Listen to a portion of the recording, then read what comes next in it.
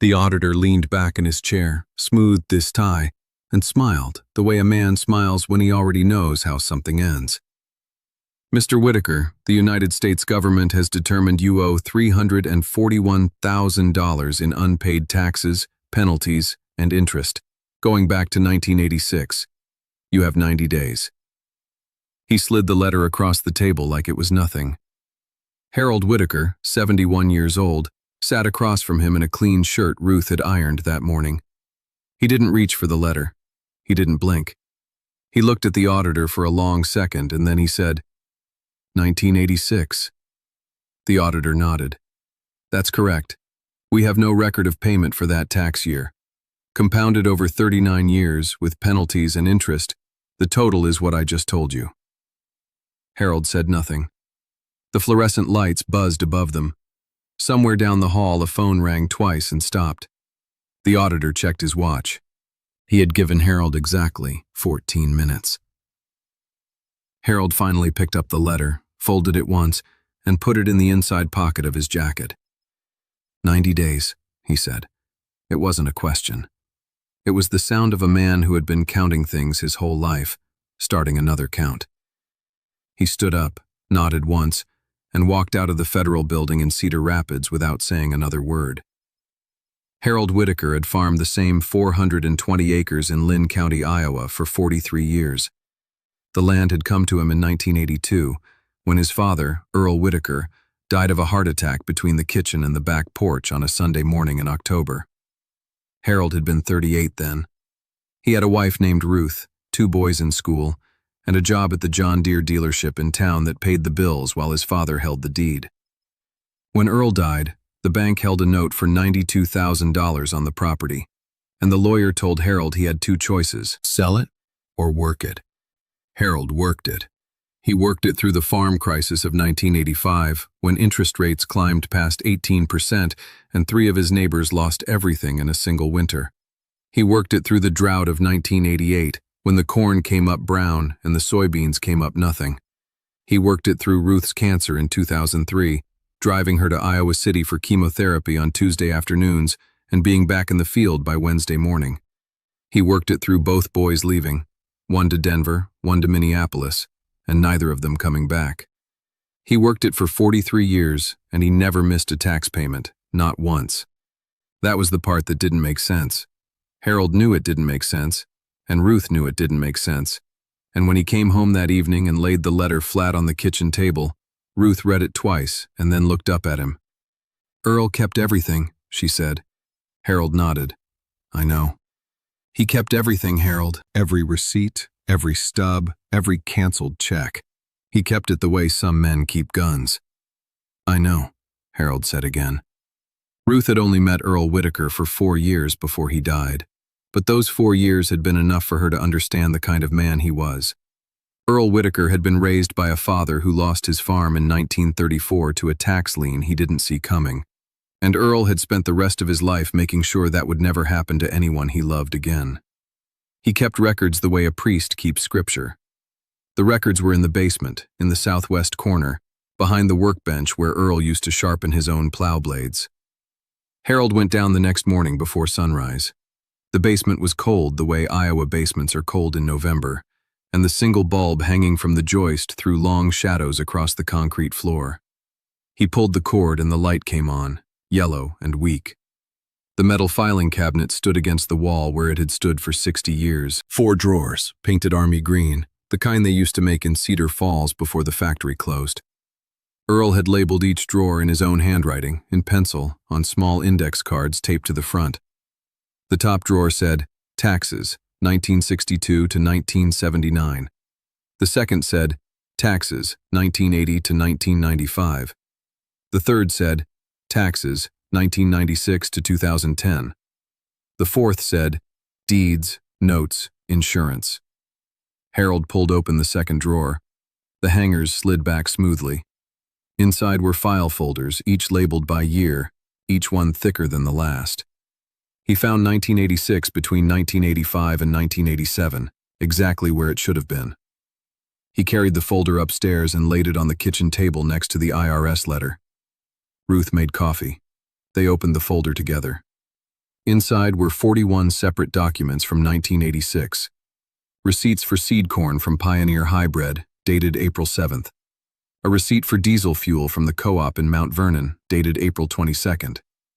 A veterinary bill for a sick heifer, dated June 3rd. Bank statements from farmers' savings, every month, in order.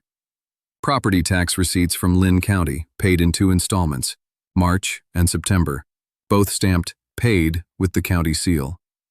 And then, at the very back of the folder, a single piece of pale yellow paper. Harold pulled it out carefully. It was a payment stub from the Internal Revenue Service, dated April 14, 1986, in the amount of $4,712. The stub was attached to a canceled check from Farmers Savings Bank, check number 2847, signed by Earl Whitaker on April 13, 1986. The check had been stamped on the back by the United States Treasury on April 22, 1986. Paid. Harold sat very still. Ruth put her hand over his. "He paid it," she said quietly. "Earl paid it. 40 days after he sat with you at this very table and showed you how he kept these records. 40 days before he died." Harold didn't answer for a long time. He just looked at his father's signature on the check, the same careful slant Earl had used on every document he ever signed. After a while, Harold said, "He told me once, he said the government will lose your records before you lose theirs. He said keep everything." "He kept it," Ruth said. "He kept it for you." Harold drove to Cedar Rapids the next morning and met with a lawyer named Calvin Briggs. Briggs was 64 years old, semi-retired, and had handled tax matters for farmers in eastern Iowa for 36 years. Harold laid the IRS letter on the desk, then the canceled check, then the payment stub. Briggs looked at all three. He picked up the canceled check, held it up to the window light, and looked at the Treasury stamp on the back. He set it down. "Mr. Whitaker," Briggs said carefully, "I have to be honest with you. The IRS doesn't lose payments. They lose records of payments. There's a difference. I've seen this kind of claim a few times in my career, and the IRS does not back down quickly. They will say this stub doesn't match their internal records. They will say the bank's records from 1986 are not retrievable. They will run out the clock." Harold nodded. "Can you take it?" Briggs looked at the canceled check again. He sighed. "I'll take it. But I want you to understand something. Even with this, it could take 6 months to a year, and we may have to file in tax court." "I have 90 days, Harold said. Briggs nodded slowly. "Then we file fast." The auditor's name was Brent Sullivan. He was 33 years old, had been with the IRS for 7 years, and had a quota for closed cases that ran from October to September of each fiscal year. Sullivan had reviewed Harold Whitaker's file for exactly 19 minutes before issuing the demand letter. He had pulled up an automated system that flagged taxpayers with discrepancies in pre-1990 records. Records that had been digitized from microfilm in 2002, with an error rate that the IRS itself estimated at 4%. Sullivan didn't know about the error rate. The system showed Harold owed money. Sullivan generated the letter. He had 31 other cases on his desk that month, and he had closed 28 of them with full payment plans within 60 days. He was on track for his bonus. Briggs filed a formal response within 11 days. He attached photocopies of the canceled check, the payment stub, and a sworn affidavit from Harold stating that he had personally retrieved the documents from his father's filing cabinet. He requested an immediate suspension of the 90-day deadline pending review.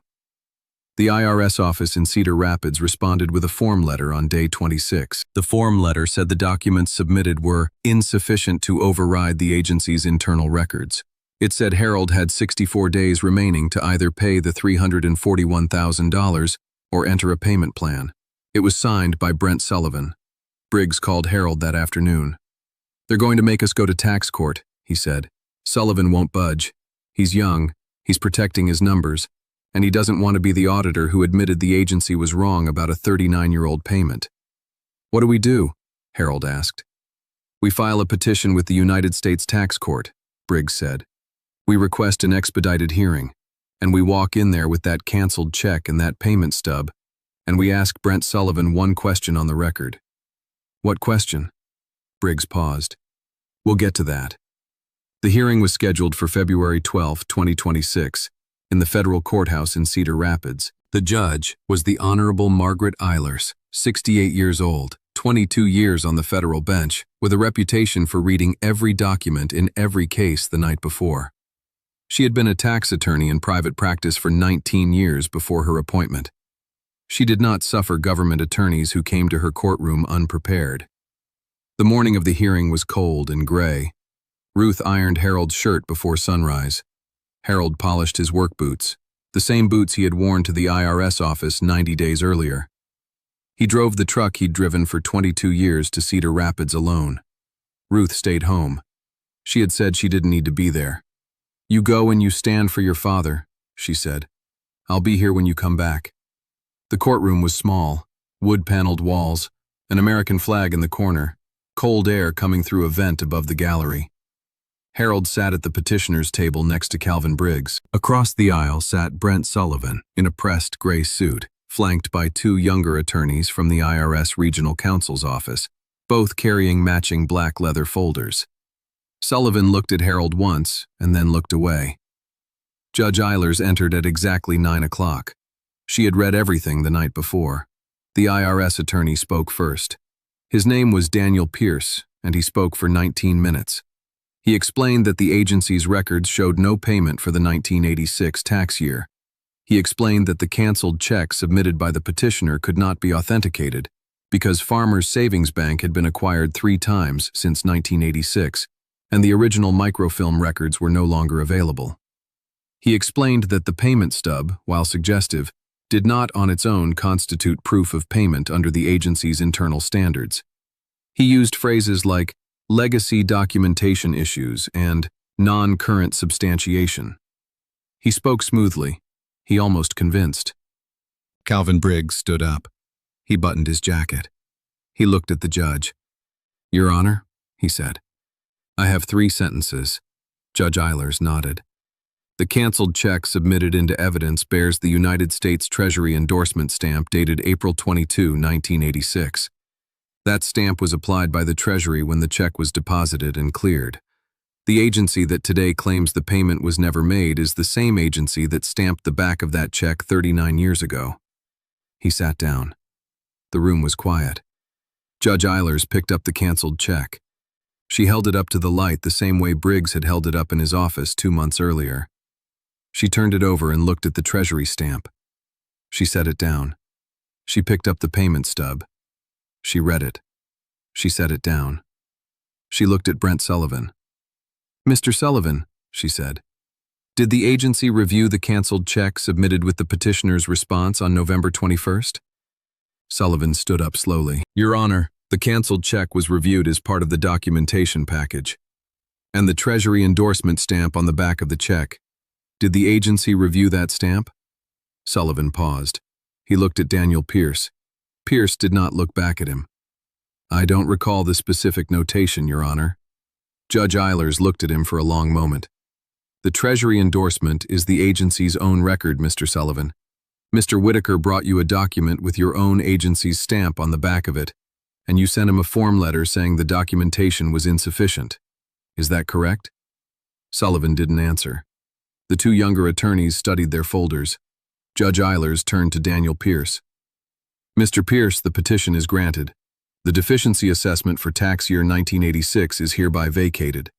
The agency will refund any fees paid by the petitioner in connection with this matter, plus statutory interest from the date of the demand letter. Additionally, given the agency's failure to review its own endorsement records before issuing a $341,000 demand against a 71-year-old farmer, I'm awarding the petitioner attorney's fees and costs in the amount of $47,000 under Section 7430. Court is adjourned." She brought the gavel down once. The sound was not loud. Harold sat very still. Calvin Briggs put his hand on Harold's shoulder. Across the aisle, Brent Sullivan stared straight ahead at nothing. He had taken 19 minutes to file the demand. He had taken 90 days to ignore the evidence. He had spent 7 years building a career, and Judge Eilers had ended his quarter in 11 minutes. Harold drove home alone. He took the back roads through Mount Vernon and Springville because he wanted the long way. The fields were brown and waiting for snow. He pulled into the driveway just before 3.